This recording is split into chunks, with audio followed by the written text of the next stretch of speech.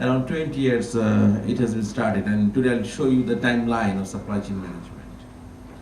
The first question will come up that why we have to do the supply chain management. There are some of the reasons. You know that if I start it this way, what is the meaning by supply chain?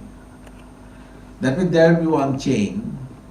It will start from supplier end and it will finish the customer end. So there will be one chain. It will start from the supplier end and it will finish the customer end. This is the chain. This is the supply chain. And if you think the supply chain management, how could you manage that supply chain? How could you manage this chain from the supplier end to the customer end?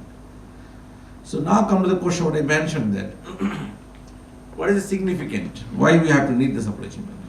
There are some reasons like improving the operations, better outsourcing, enhancing customer satisfaction, increasing the quality outcomes, enhancing the complexity of supply chain, globalization, and so on. Even we cannot take the one day to describe all the significant supply chain. And you see that we mentioned the supply chain, that when you start from the supplier end, it will finish the customer. You know, when you do anything, we have to always think about the customer satisfaction. So today we are organizing this conference. This is today our customers are participants. So you have to ensure their cooperation. We have to ensure their certificate, their whatever their satisfaction level we have to reach. So this is the supply chain. So the suppliers here, the organizer of the conference. Customers, we participant. This is a basic supply chain for the manufacturing industry.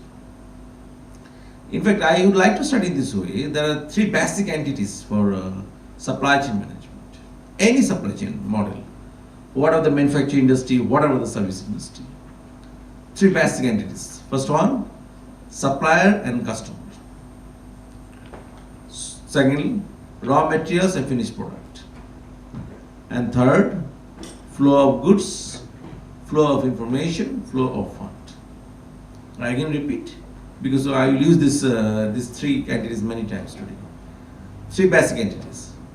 First of all, the supplier and customer. And secondly, raw materials will come up from the supplier end. And after the processing, it will be delivered to the customer's end. And thirdly, flow of goods, flow of information, flow of fund, flow of money. If we have these three basic entities for any supply chain, we can develop the model. And based on that we can work. This is the basic supply chain for manufacturing industry. You see, supplier is there, customer in the last end, raw materials will come up from the supplier end, and after the processing, finished product will deliver to the customer end, and then flow of goods as in the manufacturing industry, and then flow of information, and flow of money will be there. Without the money, you cannot do the transmitting product, anything. So now come to the question. There are another three parties, manufacturer, distributor, retailer.